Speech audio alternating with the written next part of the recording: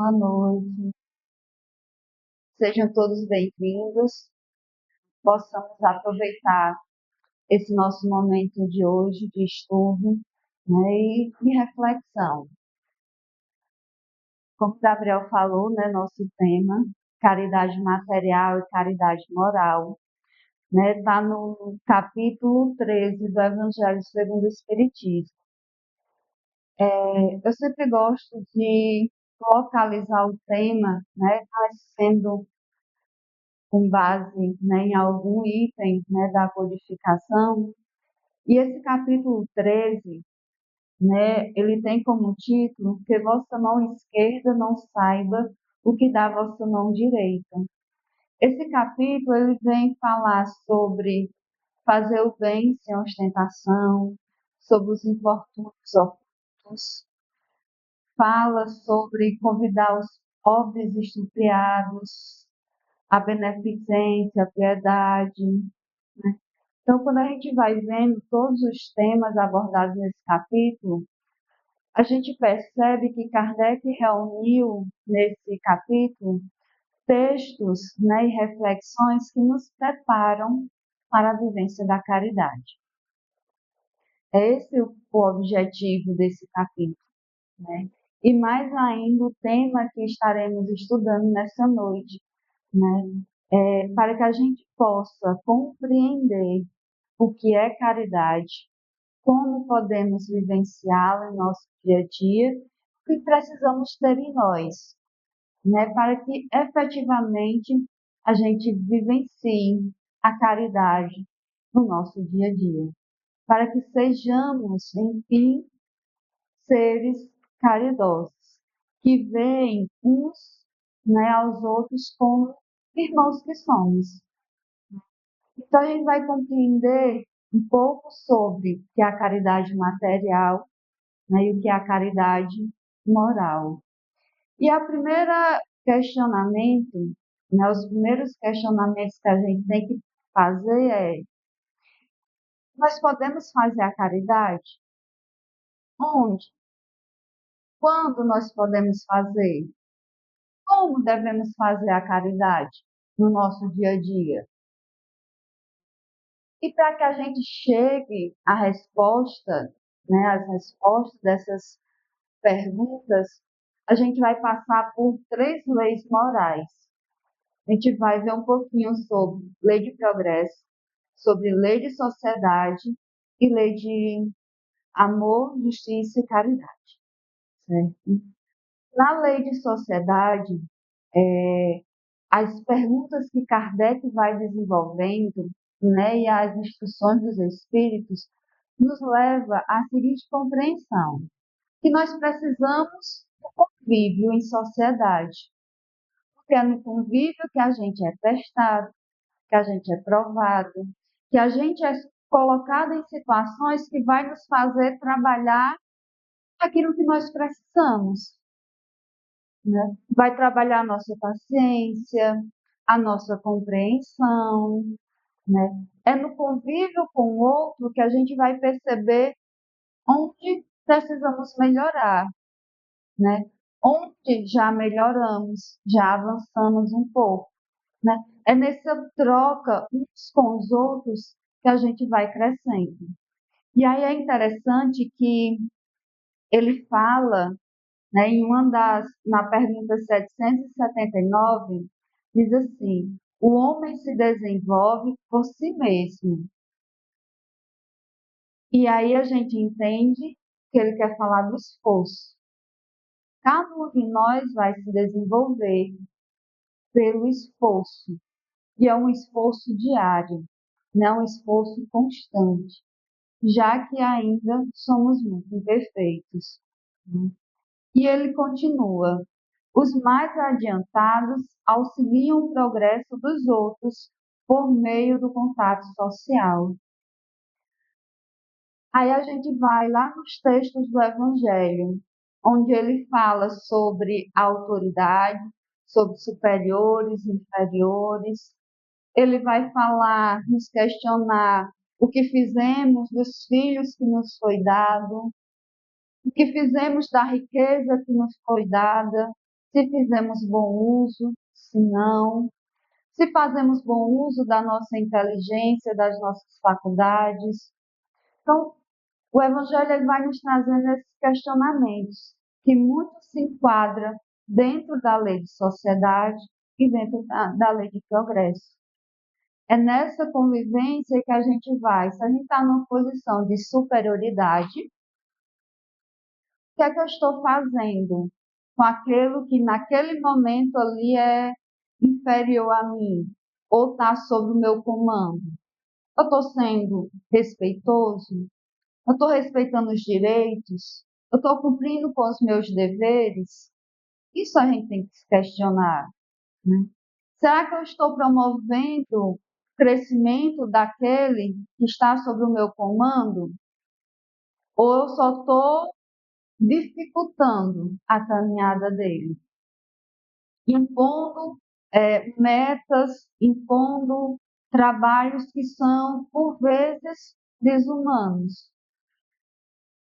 A riqueza que eu tenho, faço uso só para mim, só para o meu bem, só para o bem daqueles que me são próximos?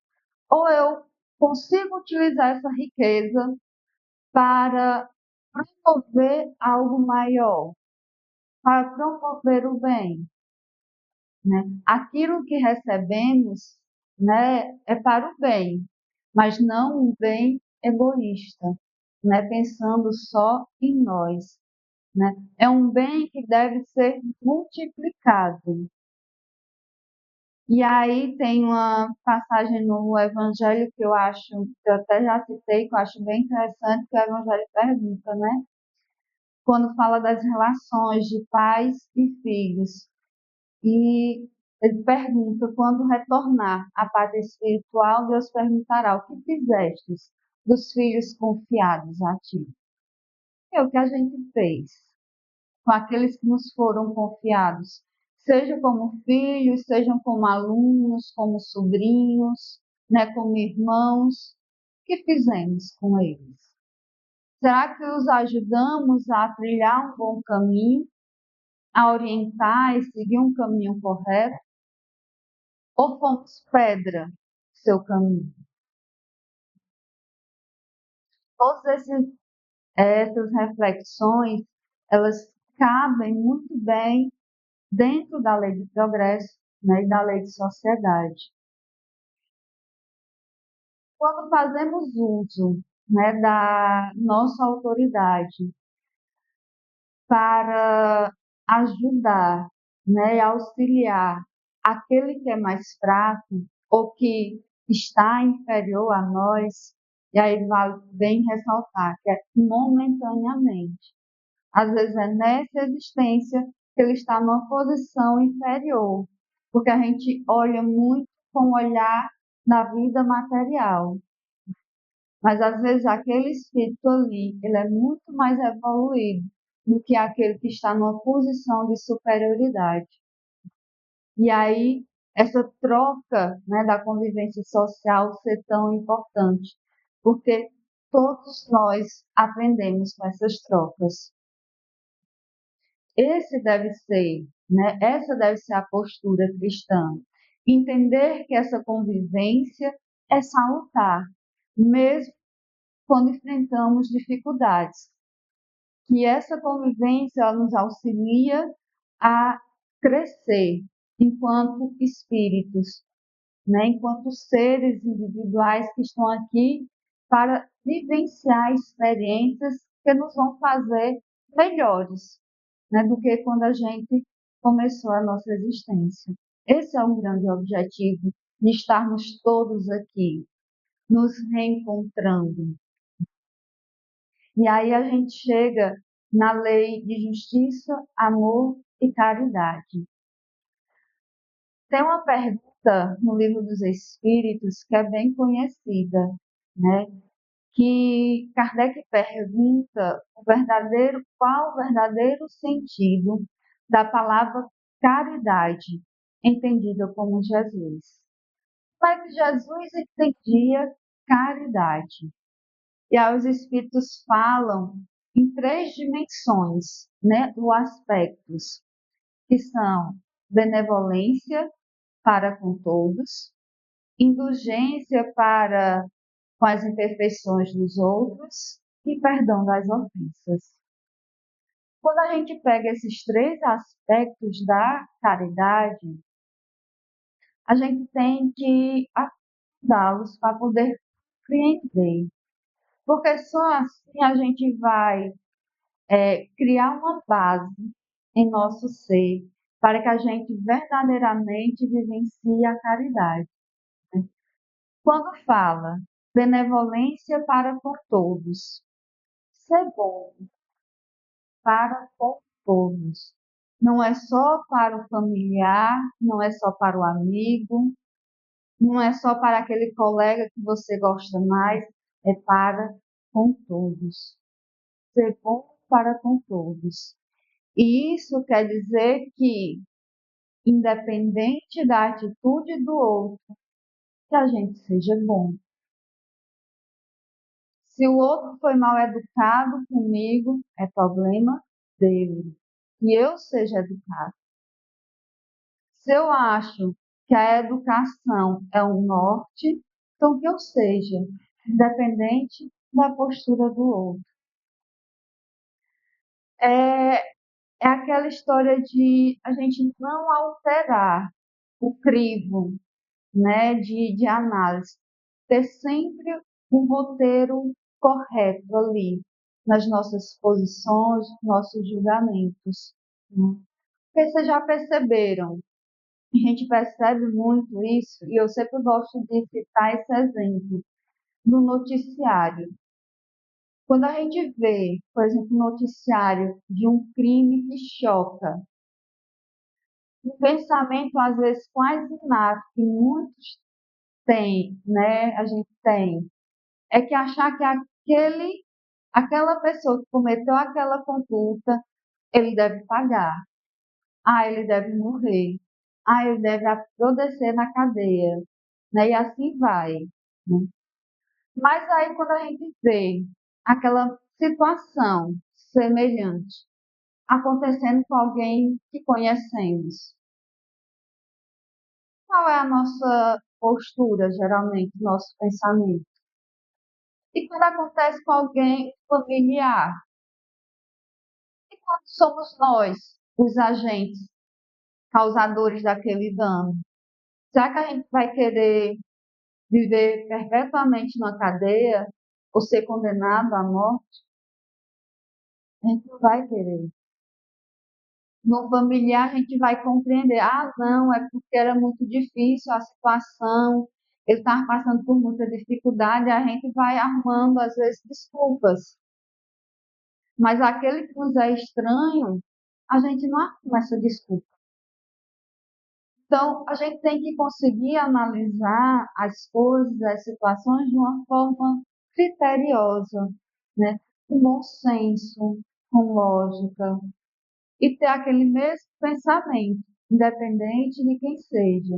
Se é um desconhecido, se é um familiar, se somos nós. Sabe aquela história de passar a mão na cabeça do filho? Não cabe. Não cabe no Evangelho isso. Porque o passar a mão na cabeça, muitas vezes, você está impedindo que aquele ser aprenda, que ele assuma as consequências das suas ações. E aí, quando fazemos isso é agir com caridade? Ao impedir que ele aprenda com os erros, não vai ser, né? Então, ter esse norte, né, nossos pensamentos. Indulgência para com as imperfeições dos outros.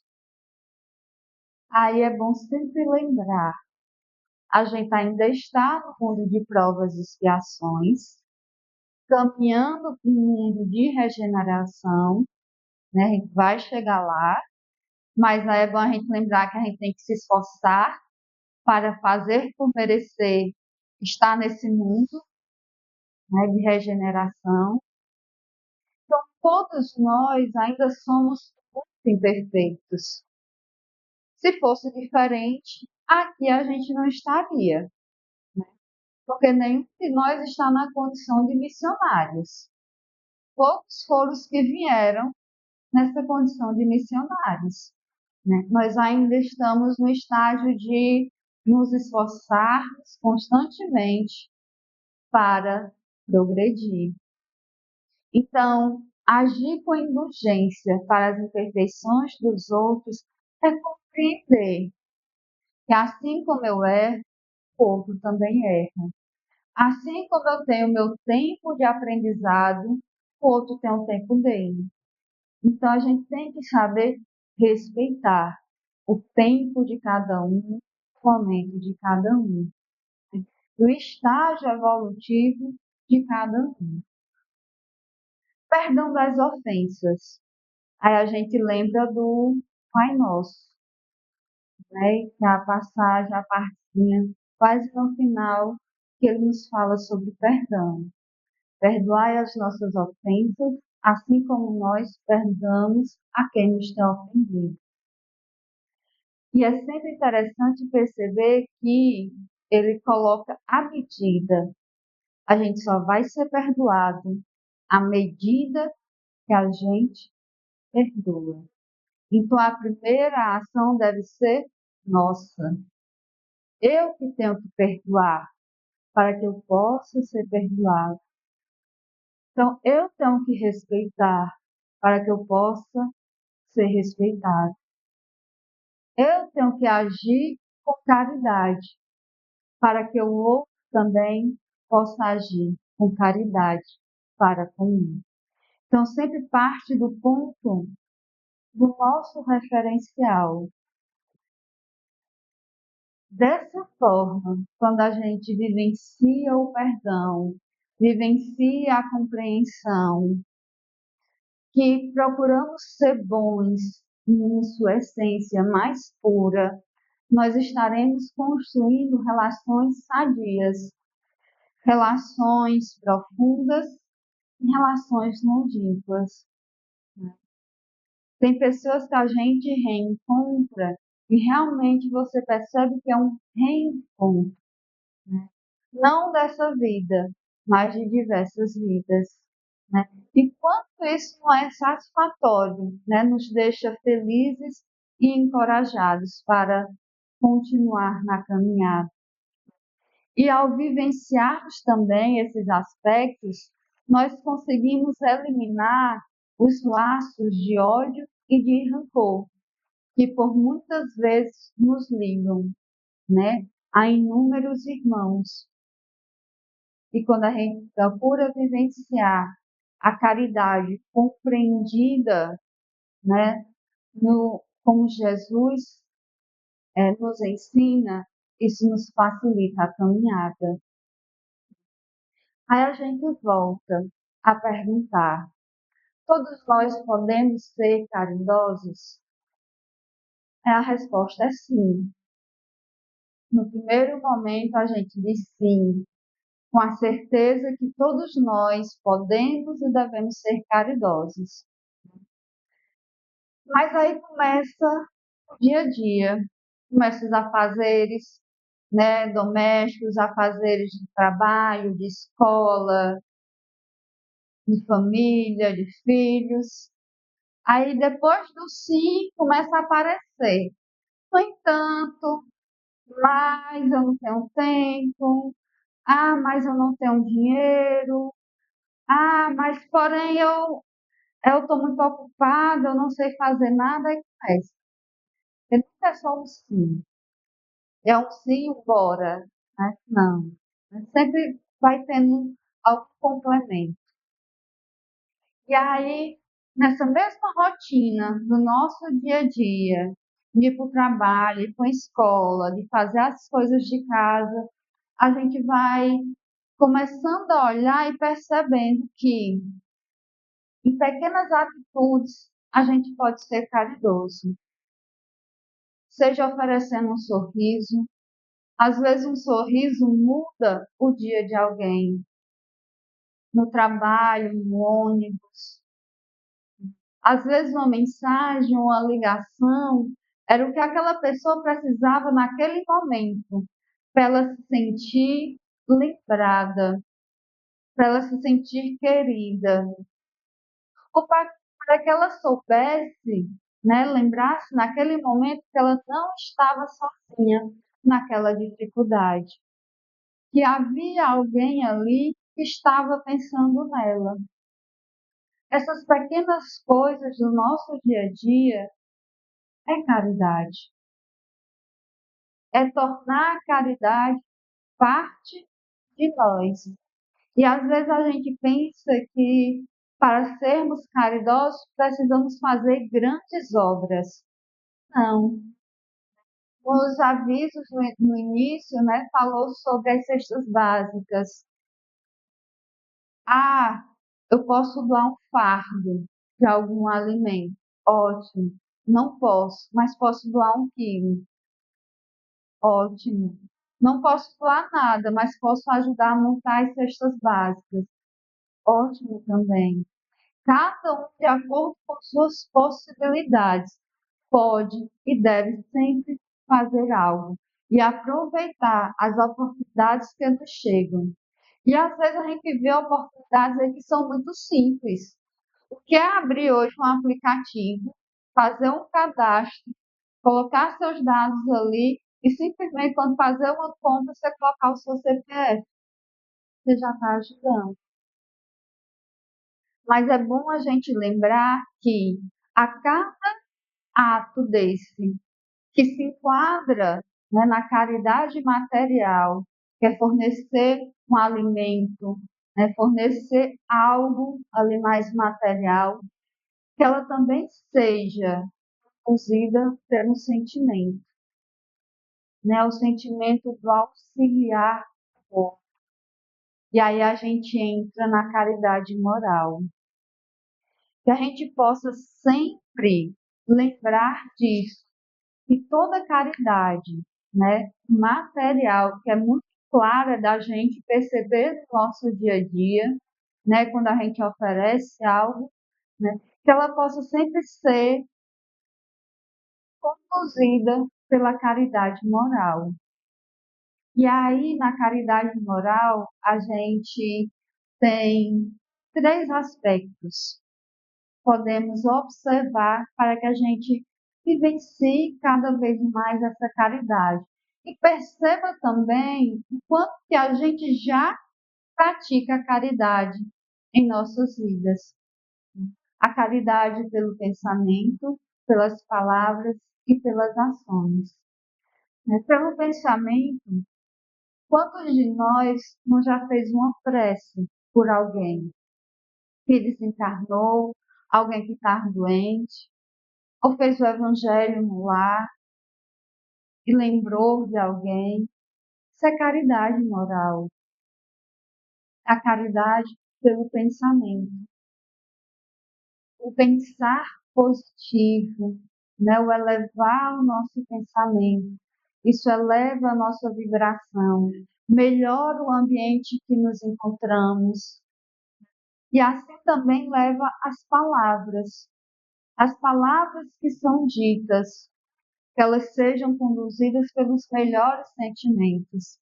Tem um poema que diz assim: se uma coisa pode ser dita de 1000 formas diferentes, por que não escolher a mais afetuosa? Por que não? Por que não escolher as palavras mais bonitas? As palavras que expressem compreensão, respeito. A gente pode chamar a atenção de um filho, de um aluno, de alguém no trabalho, sem ser desagradável, sem ser desrespeitoso. A gente pode, né, e deve respeitar o outro na sua individualidade, em seu momento. Isso faz parte lá da indulgência para com as imperfeições. Sermos caridosos através das ações, dos nossos comportamentos. E aí tem uma pergunta no Livro dos Espíritos que fala que os bons são tímidos, Eu acho bem interessante. Eu não vou lembrar o restante dela, mas eu acho bem interessante. Porque muitas vezes a gente deixa de fazer o bem por achar que não deve, que não é oportuno, ou que vai ser muito evasivo, né? E às vezes você está no ônibus e quer oferecer a poltrona a outra pessoa e não faz. Aí o outro pega e faz. Aí você olha assim, e perde a oportunidade de servir, de ser bom. E uma coisa simples. Como eu disse, a gente não precisa construir hospitais. A gente não precisa de grandes obras, né? Mas de coisas pequenas no nosso dia a dia. Quando começamos a olhar, né, para as nossas ações, as nossas atitudes, nosso dia a dia, e começamos a perceber qual é o trajeto do trabalho, meu ambiente de trabalho, posso vivenciar a caridade. Sabe aquela história de você passar por alguém e perguntar: Oi, tudo bem? E a pessoa não dá, diminui nem a velocidade do passo para esperar a resposta? Quando a gente escuta essa pergunta, oi, tudo bem?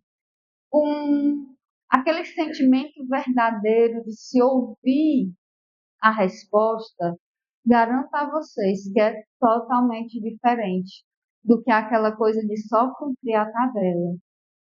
Quando você sente verdadeiramente esse sentimento do interesse, de saber como você está, de querer ouvir, né, de ter aquela escuta realmente afetuosa, é diferente.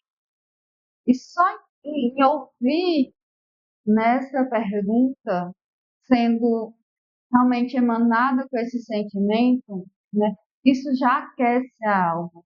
Da mesma forma, aquece quando recebemos uma mensagem inesperada, ou uma ligação, ou uma visita de alguém que às vezes nos é querido e que fazia tempo que a gente não tem o convívio. Então, essas pequenas coisas a gente tem que ir observando no nosso dia a dia, para que assim a gente se torne a nossa melhor versão.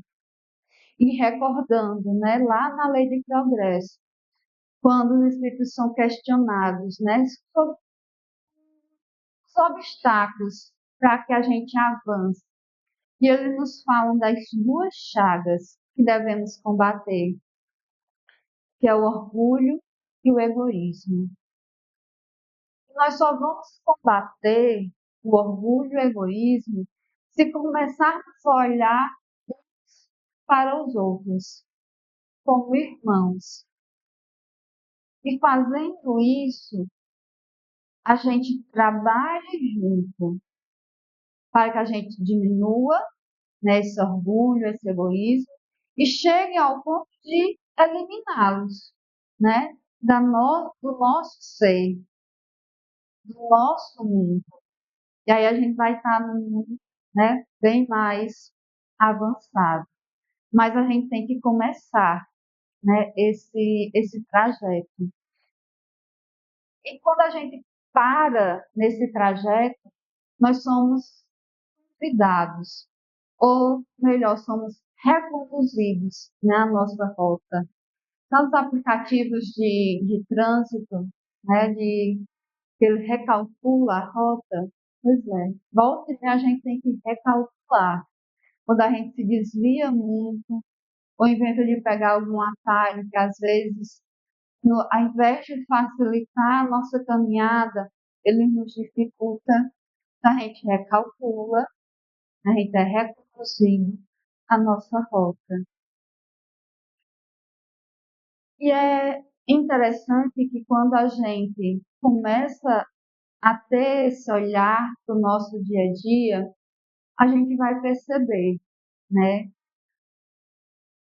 Quando eu posso praticar a caridade material, né? E como é que eu posso colocar um ingrediente a mais aí de caridade moral nesse período, né, com tudo que o Sul passou, né, com as chuvas, eu vi uma reportagem que eu lembrei na hora, né, com esse tema. Era um senhor, já de perto de 80 anos, ele estava organizando kits de higiene pessoal. Aí eu falei assim, não, só juntar, né, e mandar entregar, né, kits de higiene. Mas não, foi o que ele fez, ele saiu juntando, montando cada kit no saquinho, colocando um bilhetinho, tudo bem caprichado. Então, aquilo que é apenas um gesto, que poderia ser somente na caridade material, né, que aqueles irmãos necessitavam, ele colocou um ingrediente a mais ali, de respeito, dignidade, né, de amor ao próximo. O amor ali. Nada mais é que a caridade, é o amor em movimento. E aí a gente tem que sempre lembrar, né, daquele ensinamento do Cristo, né, de amar aos outros. A gente precisa amar uns aos outros. E a gente volta lá naquelas primeiras perguntas que eu fiz. Se todos nós podemos fazer caridade, sim. Em casa, no trabalho, na rua, em qualquer lugar, né? Em todo lugar a gente pode fazer caridade. No momento em que ela se torna parte de nós, em cada gesto, em cada palavra, em cada pensamento, né? Quando, né? Sempre a gente pode ser caridoso. E como? Aí a gente lembra da máxima, né, do ensinamento do Cristo, que fala: como quereis que os homens vos façam, assim fazei vós também a eles. Essa é a medida. Como a gente fazer caridade? Como eu gostaria que me auxiliassem. Se eu penso nisso, no momento em que vejo outro tendo a necessidade de auxílio, eu consigo ir até ele e ajudar com respeito, né? Com cuidado, zelo. Então, a medida, né, volta na mesma coisa da indulgência, do perdão, somos nós. Diante da nossa dor, o que queremos? Queremos alívio, né? Queremos consolo, queremos afeto, queremos que nossa alma seja acolhida. Então, diante da dor do outro, que a gente também possa agir dessa forma, com acolhimento, com respeito, vivenciando a máxima do amor. Então, que levemos sempre isso em nossa mente. Fazei aos outros o que gostaria que os outros lhe fizessem. A primeira pessoa a tomar atitude somos nós. E os primeiros beneficiados também seremos nós. E que a gente possa servir de exemplo para aqueles que caminham ao nosso lado, né? Para que assim todos nós possamos avançar, cada um no seu tempo, cada um no seu ritmo, mas que todos nós possamos avançar. Eu agradeço mais uma vez a oportunidade de trazer, né, um tema, reflexão para o nosso estudo na casa e desejo, né, que todos possam ter um bom retorno aos seus lares, vigiem os pensamentos, as palavras e as ações e comecem a identificar no dia a dia de vocês as oportunidades que vão aparecendo para serem caridosos. E sejam cada dia um pouco mais. Sejam caridosos, porque isso faz bem para a alma, faz bem para o outro. E é assim que a gente vai estar seguindo o exemplo de Jesus. E é assim que a gente chega até Deus, vivenciando o amor e a caridade. Agradeço imensamente a presença de todos aqui.